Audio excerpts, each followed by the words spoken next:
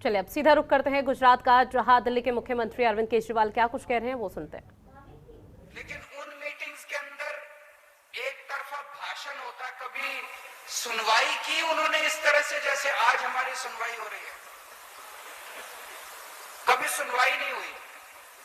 आज एक अच्छी चीज ये है, ये इतने सारे टीवी कैमरा वाले आए हुए हैं और ये सारे थोड़ा बहुत तो चला ही रहे होंगे जितना भी इनको मौका मिलेगा। तो आज आपकी बात मुख्यमंत्री बैठ के सुन रहे होंगे पक्का। आज आपकी बात पाटिल साहब भी सुन रहे होंगे बैठ के। तो मैं समझ रहा हूं कि जिन जिन लोगों ने अपनी अपनी बात रखी, हो सकता है अगले 2-3 दिन के अंदर 2-4 बातों के ऊपर तो अमल हो ही जाएगा। अभी तो चुनाव आए नहीं है, लेकिन काम होना शुरू हो जाएगा।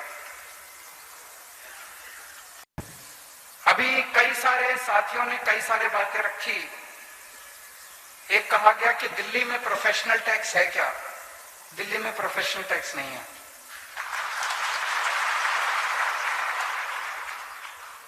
एक साथी हैं जिन्होंने भ्रष्टाचार के कई सारे इंसिडेंट्स बताए। 2.5% असेसमेंट के टाइम पे देना पड़ता है, रियल एस्टेट में बहुत सारा करप्शन है, उसके ऊपर अभी मैं चर्चा करूंगा। एमएसएमई के बहुत सारे साथी आए हुए हैं, उन्होंने बताया एमएसएमई मेरे हिसाब से हमारे देश की अर्थव्यवस्था की रीढ़ की हड्डी है। इसे जितना ज्यादा बढ़ाया उतना ज्यादा देश आज अनफॉर्चुनेटली सारी पार्टियां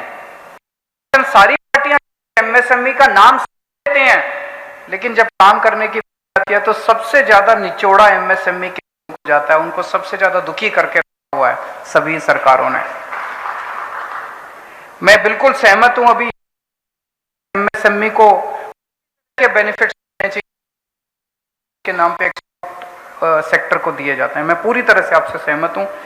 जीएसटी, जिस तरह से एमएसएमई सेक्टर के ऊपर जीएसटी बढ़ाया जा रहा है, जीएसटी के ऊपर अभी मैं विस्तार से चर्चा करना चाहता हूं। इनकम टैक्स में कमिश्नर की नौकरी करता था तो थोड़ा टैक्स वैक्स ज्यादा आता है मेरे को इन लोगों से। एक साथी ने बताया कि पहले बोले कि सब्सिडी देंगे, फिर अब सब्सिडी देंगे, लॉक्ड है, जैसे अब कह रहे हैं एग्जिट कर जाओ। तो अब कैसे एग्जिट करे? जिसका पैसा फंस गया वो एग्जिट कैसे करेगा? एमएसएमई सेक्टर को बिजली सस्ती मिलनी चाहिए, बिल्कुल मिलनी चाहिए। हो सकता है क्या? बिल्कुल हो सकता है। मैं बताऊंगा कैसे हो सकता है। जीएसटी को बड़ा जटिल बना दिया इन लोगों ने। वहां पे एक साथी ने अच्छा सुझाव दिया, इसको मैं दिल्ली में जाके लागू करूंगा। उन्होंने कहा कि आम छोटा व्यापारी जीएसटी का कंप्लायंस की कॉस्ट इतनी ज्यादा है, आप जीएसटी के सारे कानून को लागू करना चाहो तो इतनी चार्टर्ड अकाउंटेंट की फीस देनी पड़ती है, इतने टैक्स एक्सपर्ट्स की फीस देनी पड़ती है। आदमी कमाएगा कि उनकी फीस देगा? तो अगर सरकार कई सारे एक्सपर्ट्स को रख ले अपने पास और वो फ्री में एडवाइस देना चालू करे तो उससे काफी फायदा हो सकता है। एक अच्छा सुझाव आया। एक पता चला कि ट्यूबवेल के ऊपर अब 10,000 रुपए रजिस्ट्रेशन फीस कर रहे हैं। एपीएमसी को लेके, जीएसपीसी को लेके कई सारे सुझाव आए।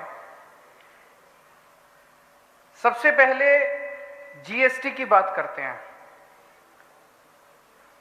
कौटिल्य जो है, जिसने अर्थशास्त्र किताब लिखी थी, उन्होंने एक बड़ी अच्छी बात लिखी थी अपनी किताब में कि टैक्स इस तरह से लिया जाना चाहिए। एक राजा को अपनी जनता से ऐसे टैक्स लेना चाहिए कि उसे पता भी ना चले कि टैक्स ले लिया। जैसे एक मधुमक्खी अपने छत्ते से शहद निकालती है, उसे पता भी नहीं चलता शहद निकल गया। जैसे एक मधुमक्खी अपने छत्ते से शहद निकालती है, उसी तरह से टैक्स लिया जाना चाहिए।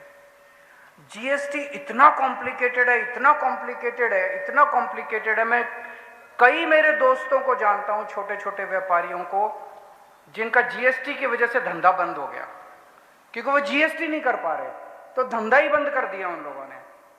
ऐसे टैक्स सिस्टम का क्या फायदा जो धंधा ही बंद कर दे, जो व्यापारी बंद कर दे। हमें पूरे देश के अंदर ऐसा टैक्स सिस्टम की जरूरत है जो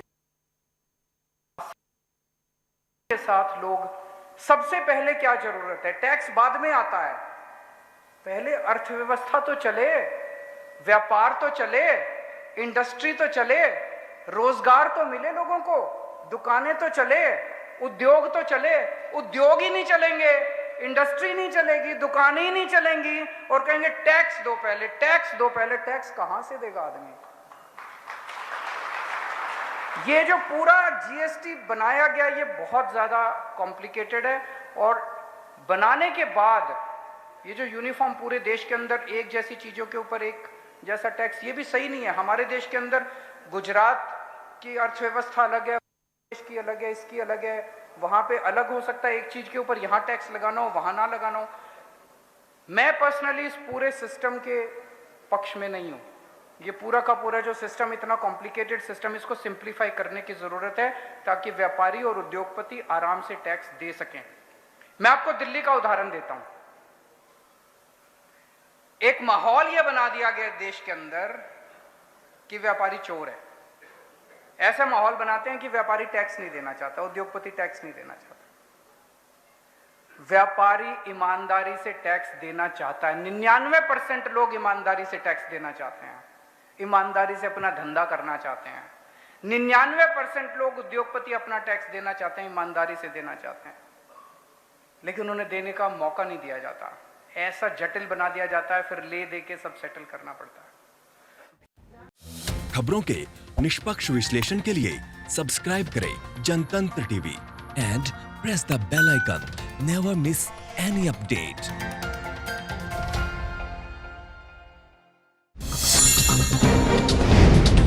डाउनलोड कीजिए जनतंत्र टीवी ऐप को, जो कि अवेलेबल है गूगल प्ले और ऐप स्टोर पर।